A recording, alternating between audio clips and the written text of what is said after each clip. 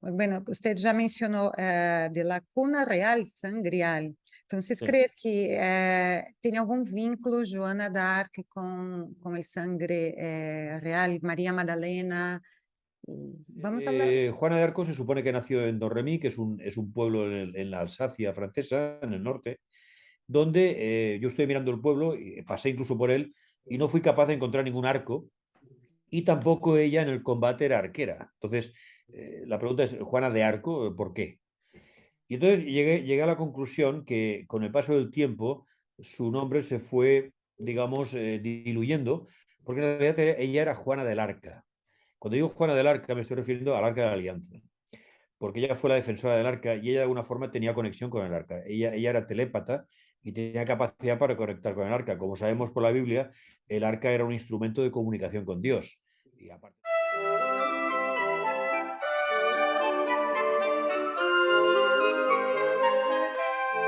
Sí, La Espada del Arca es el último libro que he editado. De hecho, se editó el año pasado. Y es un libro que de alguna forma siempre quise escribir porque Juana de Arco es un personaje que siempre me ha gustado mucho. En la escuela se nos enseñaba a Juana de Arco, su historia, cómo la quemaron en Rouen. Y realmente era fascinante, ¿no? Ver una mujer en el siglo XIII haciendo lo que hacía esta mujer, con lo cual era algo realmente único.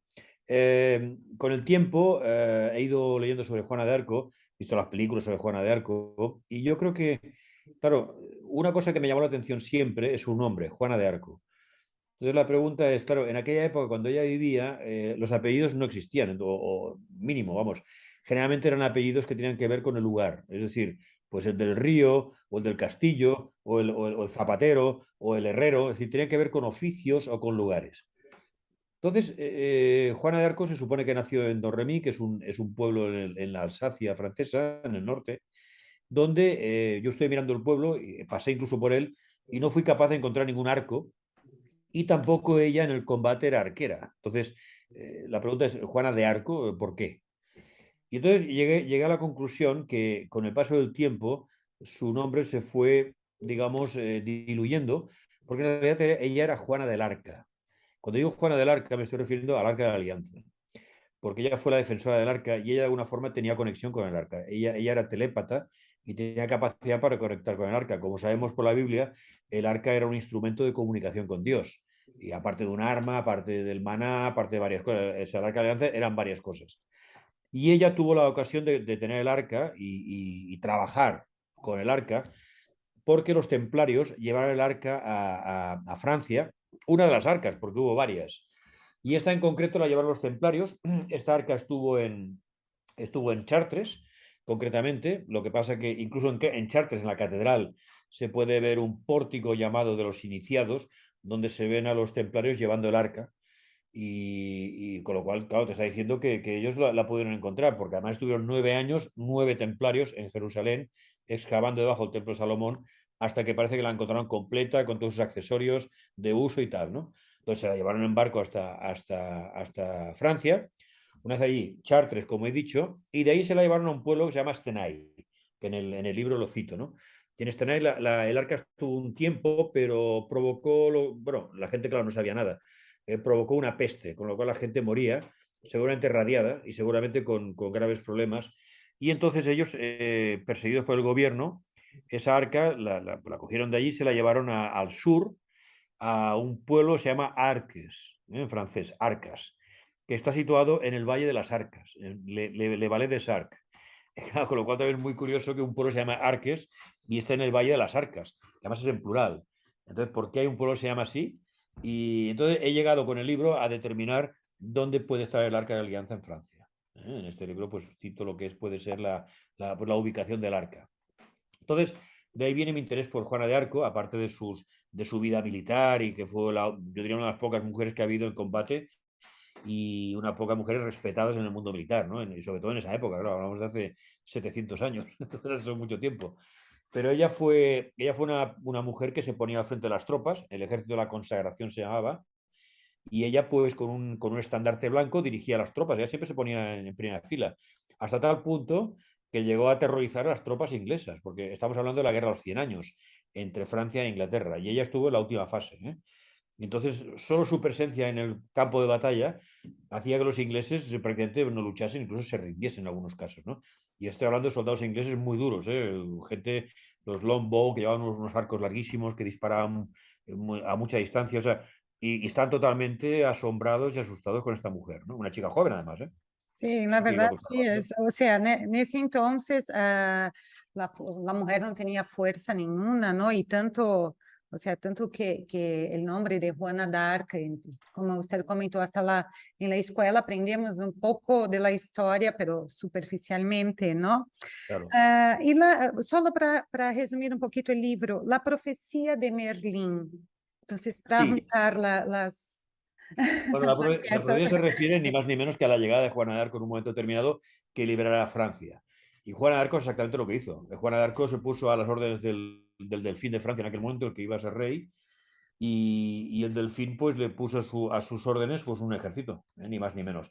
Que hubo problemas al principio porque los caballeros, los soldados o los capitanes, claro, decían, bueno, ¿esta chica quién es? ¿No? ¿Cómo es posible que esta mujer, que no saben ni quién es, que se supone que es medio analfabeta, de repente dirige a las tropas, ¿no? Y la verdad es que lo hizo muy bien. Y no solo eso, sino que además ella fue una gran artillera. Por ejemplo, se ve que la artillería entonces era un arma muy nueva. O sea, había muy pocos artilleros. Y sin embargo, ella aprendió a utilizar el cañón muy bien, por lo visto. O sea, que era una mujer, y luego en tema de estrategia también sabía mucho. O sea, ella sabía montar la batalla, cómo atacar a los ingleses, todo lo que sea las tropas necesarias, que si la caballería, que si la infantería. Es decir, ella enseguida aprendió todas las artes militares en aquel momento para poder llevar a cabo, digamos, el mando sobre una tropa pues realmente preparada y realmente conseguir éxito. Porque incluso hubo pueblos que los ingleses abandonaron sin lucha. O sea, tal como ella iba avanzando con su ejército, abandonaban el pueblo y se marchaban los ingleses. Entonces, claro, estamos hablando de alguien que iba muy por delante y muy superior a cualquier persona en aquel momento. Entonces, ella realmente creaba el horror entre los ingleses en aquel momento. ¿Vale? Sí. O sea que Ahora, otro punto que se me hizo interesante, bueno, usted ya mencionó de la cuna real sangrial. Entonces, sí. ¿crees que tiene algún vínculo Joana d'Arc con el sangre real, María Magdalena? Vamos a hablar A ver, también de Renes de Chateau. sí, vamos a ver. María Magdalena tiene una gran devoción en Francia. En España no. En España, María Magdalena, claro, sabemos quién es. Pero para España, María Magdalena es una prostituta, que está en la Biblia y ya está. Y que desaparece cuando Jesús muere en el Calvario. Sin embargo, en Francia no. En Francia, bueno, la misma iglesia de Rennes-Chateau está dedicada a María Magdalena, por ejemplo. Tienes la Madeleine en París, que es como un templo griego, es una cosa muy curiosa, ¿no? Tienes cientos, quizás miles de iglesias dedicadas a la devoción de María Magdalena, con lo cual ahí es un personaje muy importante. ¿Por qué? Porque se dice que ella llegó a Francia también. A ver, viajar entonces desde Palestina hasta Francia o Italia no era un viaje tan extraño en barco, o sea, era una cosa que se hacía, con pasajeros o con cosas. Entonces, se dice que María Magdalena llegó allí porque María Magdalena era la mujer de Jesús y que incluso había tenido hijos con Jesús. Esto es una cosa que se dice y te lo crees o no. Bueno, el caso es que ella llegó a Francia y con Jesús, digamos, creó una línea de sangre real, una línea de sangre sagrada, que es la San Royal, que es el Santo Grial. El Santo Grial no, yo siempre he creído que no es una copa, es decir, se habla de una copa de la última cena de Jesús, pero yo creo que en este aspecto hablan de la sangre, que en la sangre está todo, tú a través de la sangre transmites la historia, transmites muchísimas cosas, aparte de los genes, y entonces, claro, Juana de Arco se dice que era de sangre real, o sea, ella venía de la sangre de Cristo, y también se dice que la sangre real de Cristo es el inicio de la dinastía merovingia en Francia. Entonces, ¿qué pasa? Si aceptamos esa premisa, quiere decir que Juana de Arco, claro, la iglesia no podía matar, no podía quemar a Juana de Arco, porque era una descendiente de Jesús. Entonces, claro, hubiese sido una cosa horrorosa. Por eso, yo en el libro defiendo que en Rouen, en la plaza del Mercado Viejo, quemaron a una mujer que no era Juana de Arco. Y ella pues desapareció, o la iglesia la hizo desaparecer, hasta el punto que ella luego se casó con un noble del norte también de Francia, tuvo, creo que son 2 hijos, y murió al cabo de 30 años, que no siguió viviendo. O sea que ella Claro, esto no es tan habitual saberlo y casi no te lo imaginas, ¿no? Pero claro, hay que tener en cuenta que en aquella época, en 1430, claro, no habían fotografía. Yo no sé si era Juana de Arco. Ahí suben a una chica a casi 100 metros de distancia, una chica rubia más o menos, y la queman, pues es Juana de Arco. Yo no voy a, o sea, no Nadie puedo va a saber, discutirlo. No puedo discutirlo, ¿no? Entonces, yo sostengo la tesis de que ahí no quemaron a Juana de Arco. Juana de Arco siguió viva y, repito, se casó con un noble, no recuerdo el nombre, un noble, y tuvo descendencia. Lo que ha pasado con esa descendencia no lo sé.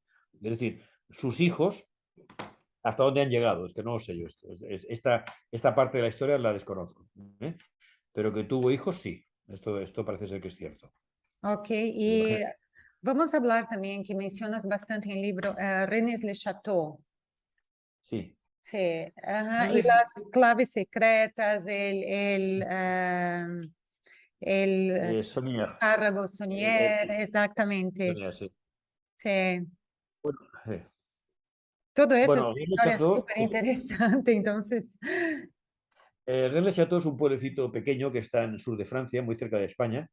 Está escasamente de Barcelona, por ejemplo, es unas 3 horas más o menos llegar a Rennes-le-Château. Es un pueblo que no tendría más importancia, sería un pueblo más de Francia, pero resulta que allí, a final del siglo XIX, principio del XX, hubo un sacerdote que era Sonier, se llama Sonier, y este hombre, pues, bueno, puedes imaginarte que era un hombre pues muy, muy humilde en términos económicos. Le dieron esa iglesia para que él la gestionase, la iglesia de María Magdalena, como he dicho antes, y es curioso porque el padre Sonier era devoto de María Magdalena, era devoto de Juana de Arco y era devoto de la Virgen Negra. Las vírgenes negras, como la de Montserrat, suelen ser vírgenes paganas de origen, ¿eh? O sea que también es muy curioso, ¿no? En el caso, o sea que él tenía estas tres figuras siempre en el altar. Cuando oficiaba misa, él tenía las tres figuras allí. Entonces, este hombre, un día se dice que haciendo una reparación en el altar, porque quería reparar no sé qué, resulta que encontró algo que nadie sabe lo que es, que le convirtió en multimillonario de repente. Y hasta el punto que hizo una serie de reformas en la iglesia, que el coste de esas reformas en la iglesia y en la Torre Magdala, que es la Torre Magdalena, y en todo el jardín que tiene por allí, tuvo un coste similar a haber construido 8.000 iglesias en la época. ¿Eh? Quiero decir que él, wow. él, él no sabe dónde sacó el dinero, pero fue una cosa brutal.